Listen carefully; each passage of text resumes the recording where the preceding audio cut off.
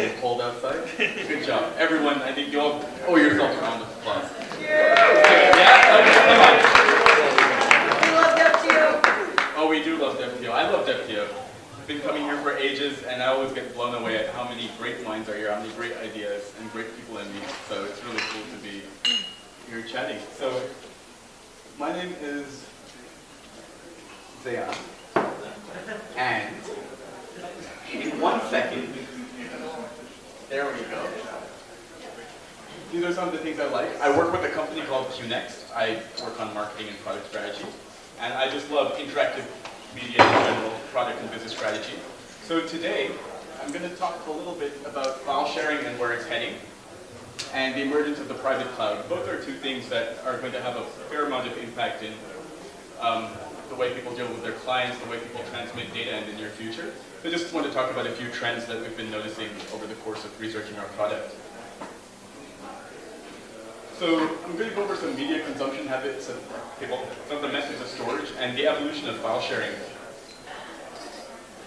So one thing is that people have always loved to create and share media since the dawn of time. Since the first wall post in the year 32,000, people have loved sharing and creating. These are actually part of the cave paintings. I don't know if anyone's seen Werner Herzog's documentary on the Cave of Dreams. It's stunning how amazing and articulate people were from that time, and how great the cave painting and artwork were. And from there we moved on to the modern day, where this is our wall post. So, but I digress. The bottom line is, now we are always sharing tons of files, petabytes. I mean, it's not like a petabyte, but 1,024 terabytes per month. Tons of videos are getting shared, and 89 million people in the US are going to watch 1.2 online. The number blows my mind, and you wonder why the economy is not doing so well. Tons of pictures, 300 million on Facebook, photos on Facebook every day. That's like 2 jumbo jets. If you fill them to the brim with Polaroids, that would be it. I don't know how people arrived at that stat, but that is right. Every day, 60 hours is the amount of video that gets uploaded to YouTube, every minute. So you're looking at about an hour of video every second, and 500 years of YouTube video are watched every day, just on Facebook. This is excluding any external traffic. So what you're gathering from there is that people really love to share. Like, they really, really love it. Now, it could, some of it is, I suspect, an element of narcissism. Some of it is legitimate utility-based sharing. There's a purpose. But if you look at the stats here, Facebook users, I mean, the entire purpose of Facebook. Can everyone hear me okay, by the way? Yes. Okay, amazing. And does everybody have a drink, more importantly? Yeah? Good to go? Amazing. Cheers, guys. So, we're looking at Facebook users, 1.15 billion. Now, I think most people here work in development and the startup sector, right? So we hear these numbers getting thrown around all the time. Oh, 287 million users, $3 billion, 1 million users. But have you actually stopped to think about, when you look at a room, how many people that would be? That is a huge amount of people. And this is all people who are sharing files. So you're looking at Google Drive with their 287 million, SkyDrive with their 250 million. Dropbox I thought would have had more, but they're at 175 million. So you basically get the idea that people have a lot of media, they create a lot of media, and they really, really, really want to share it with people. So this brings us to the next segment. People have a ton of media that they create, they carry around with them, and they share. Now, that's cool, that's great. Now, the thing is that as we move around, how many of you own more than one device with a screen? Just by show of hands. Come on. Right? Okay. And that's just the tip of the iceberg. In the US, about a quarter of the population has 5 or more devices connected to a Wi-Fi setup at home. That's a quarter of the population, and that's a lot of people.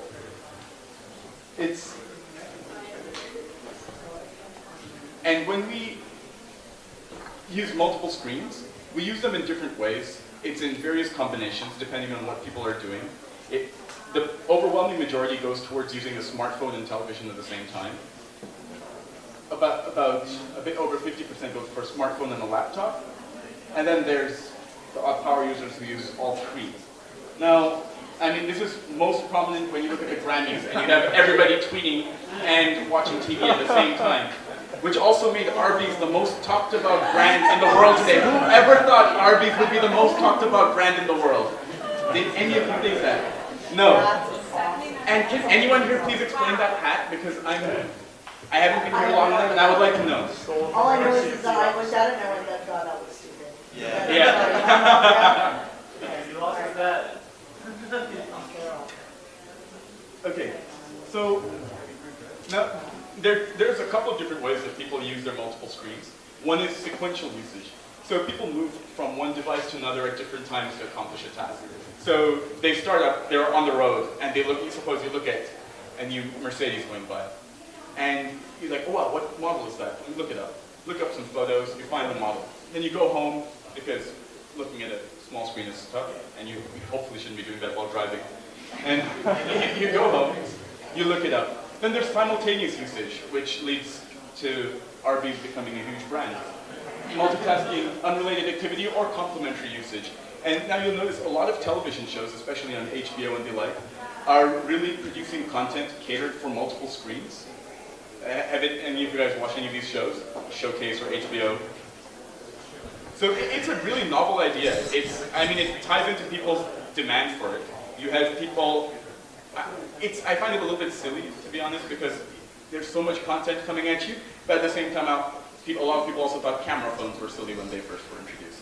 So, who knows? I think that there is potential for a lot of utility, finding a lot of behind-the-scenes information, production notes, what have you, whatever the producer deems fit. So, there's a lot you can do, especially as far as advertising is concerned. And in the next few years, you're going to see a lot of utilities coming out in this realm, allowing people to find a lot more out about products, about the things that they're watching on their screens, so on and so forth. So, in theory, it all sounds great, right?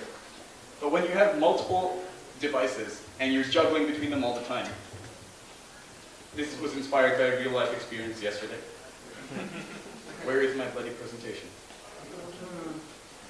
It happens. You're working on it at the office computer, or you're working on the part at home. Where's your version saved? Where is it? I don't know. So when you're looking at, this is compounded, I think, by the fact that it's so easy to travel nowadays. We have client meetings in Madrid. We have clients scattered around multiple countries, and heaven help you if you forget your device. There are ways around it, but it can be problematic if you're not very diligent about backing up and diligent about putting your stuff where it's meant to go. So the thing is, why don't we use Dropbox or Google Drive, right? Those are really popular scenarios. How many of you use Dropbox or Google Drive here in the room by show of hands? How many use both? Okay.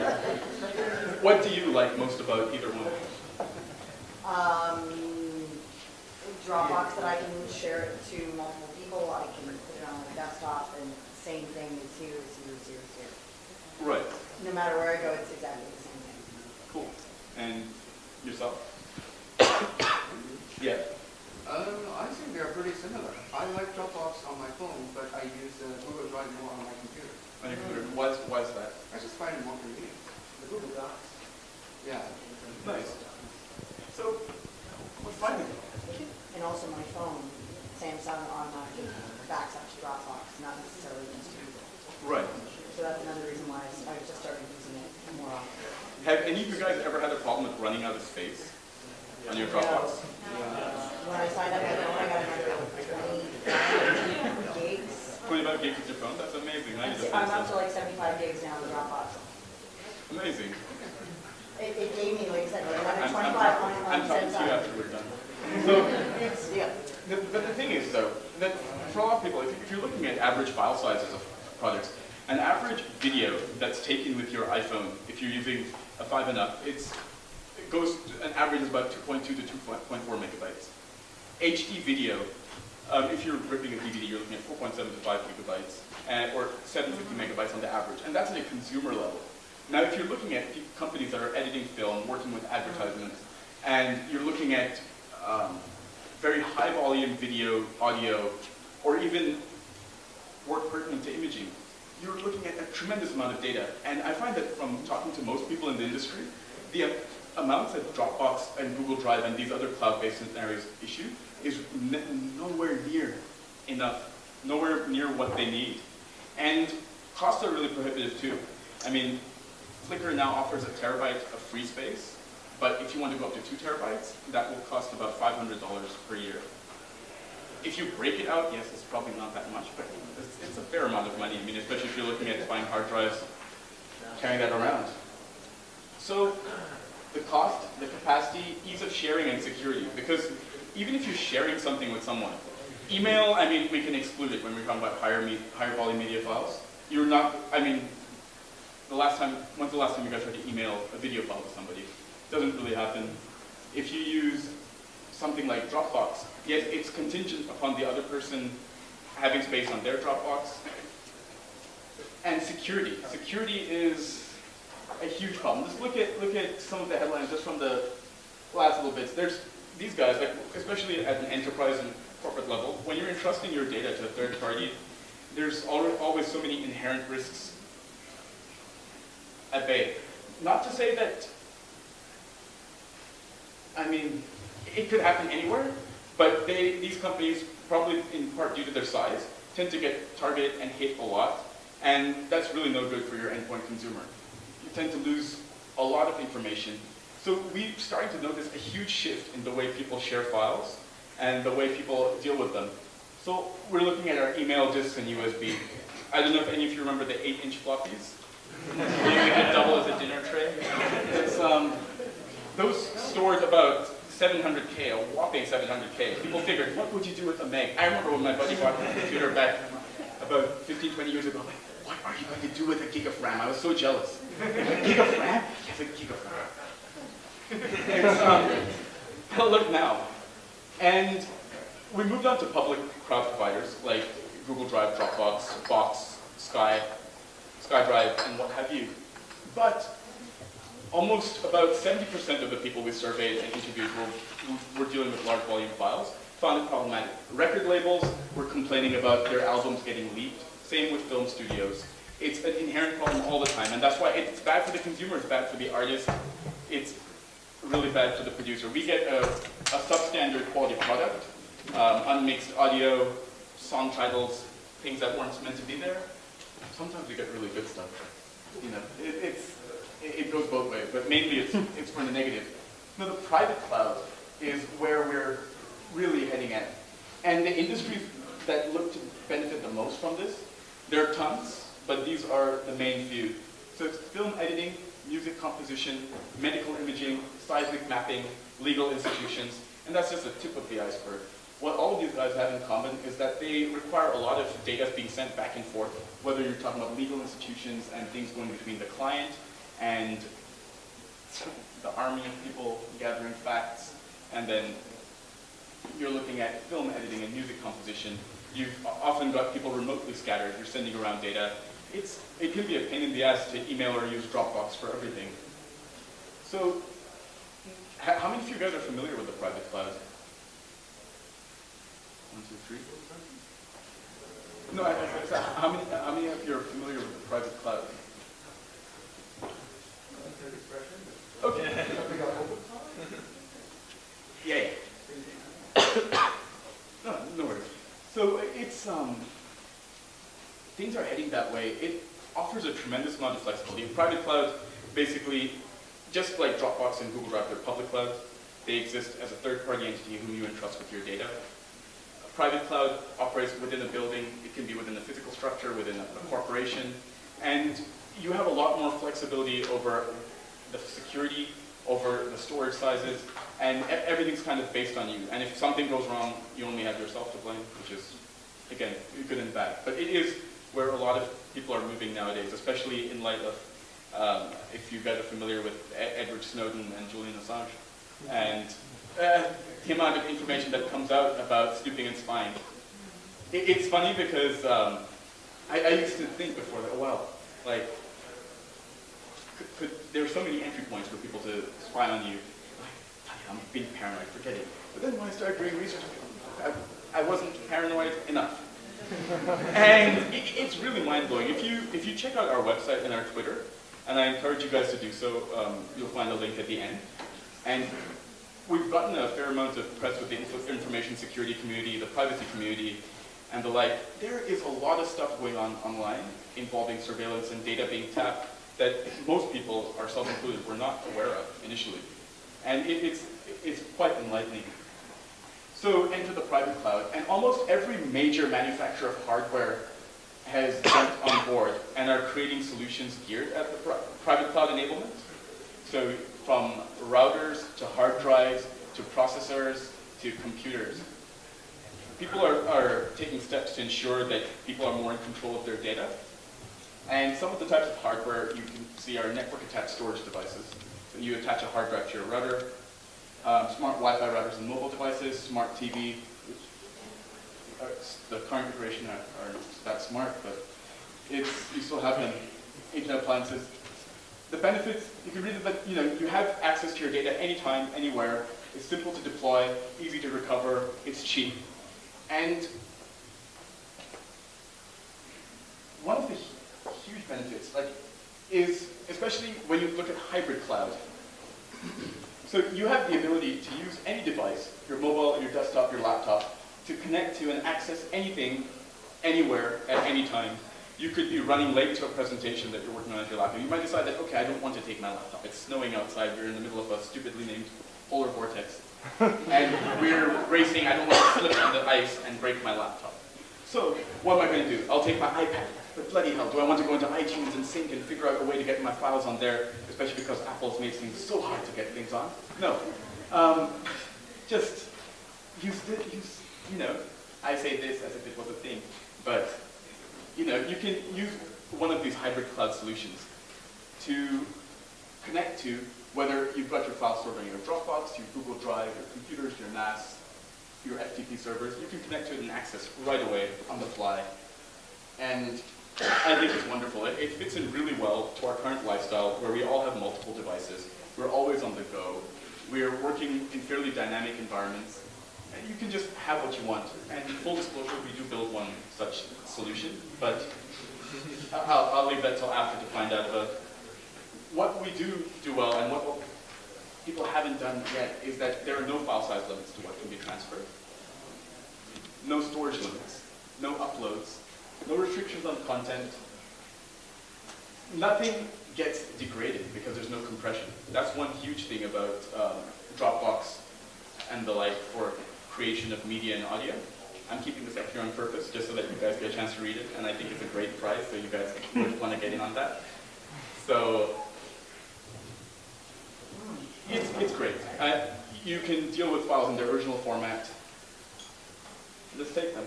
And you get some cool apps. Don't just take a picture, do something with it.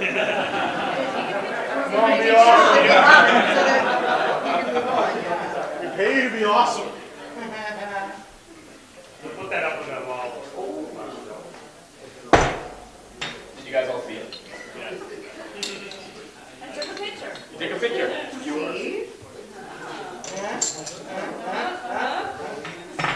Okay, amazing. Like we've done. So that's pretty much it as far as presentation goes. Does anyone have any questions? Yeah. Are there any limitations to the private cloud we were talking about? I would argue that in life almost anything has limitations. So, Well, yes. that's not the answer I'm looking for. Actually, I was thinking you will have to depend on the upload speed of your internet connection to make it work. With Dropbox, Google Drive, you don't have to worry about that. But with your own private cloud, your upload speed is usually the bottleneck. Yes and no. Because when you're dealing with something like Dropbox, and you're uploading up to their server, you are still dependent on your access to the internet. And if you're using a slow connection, you will get slow speeds. And that, I would class that under... But that's only one direction. Other direction. Private cloud. Yeah. Yes. The hybrid cloud, though, on the download from Dropbox Precisely. When you're using a hybrid cloud and you're connecting to a public cloud provider, those bottlenecks are eliminated and you're working with them. But unfortunately, it is a case of you get what you put in the sense of access to internet pipe. Yeah, that's why I would argue the private cloud does have a lot of limitations that you didn't talk about today. For example, you have to supply your own power solution, just in case your building go without power. And then what do you do when you need your file? With Google Drive, with Dropbox, you don't have this kind of concern because the dedicated teams make sure the files are always there. Yes and no, because when you're dealing with a third party, you're always dealing with things that are at risk. Like just day before yesterday, I don't know if any of you got hit, but Gmail had gone out for a while. Yeah, I can see nods. People got hit. I couldn't access a lot of my presentations and files for a couple of hours. And I would argue that the failure rate it would be much higher on those much lower on those services. Probably a little bit higher on your own private cloud. But what are you basing that information on? Well, based on the resources and Google resources, I totally believe probably your resources is not as extensive as Google. It depends on provider to provider, and when you're looking at scale of resources, you're looking at Google, which serves millions of people, and you're looking at your own private cloud, which maybe serves 50 people. So when you're comparing scale and you're scaling down, it's actually not nearly as unreliable as people think. I agree with you though. At first glance, I'd be like, damn, should I trust it to Google or should I do it myself? Right? No, sometimes you can do a pretty great job using your own resources. Yeah, don't get me wrong, I'm not disputing all the positives you mentioned. I just want to point out there's other side to the story. Oh, absolutely. And I agree with you 100%. It's just that for the purpose of this, and you notice, I was just simply touching upon that scenario. And we have white papers and the like uploaded where you're invited to find out more and you can read more about the drawbacks and limitations. Do you ever come across customers interested about data residency? I know that you had medical records on the slide. Where is everything? Oh, when it comes to electronic medical records in Canada, we're still looking at a stage where it's in its nascency. There's a lot of bickering back and forth between organizations like eHealth and the like, and there's still no standardized approach to how companies will deal with their data, especially medical data. There's plenty of output.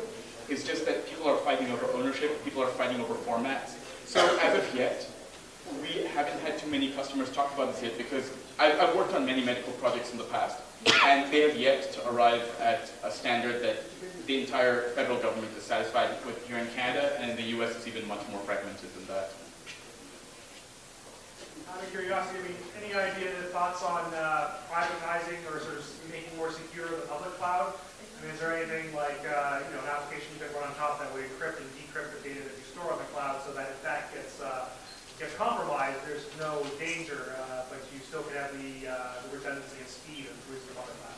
It's an option, absolutely. If you were to encrypt your files at your end using software and uploading it there, and so you can have an encrypted record. However, that doesn't save your records like passwords and usernames and credit card information from being compromised because you're reliant upon their infrastructure for doing so.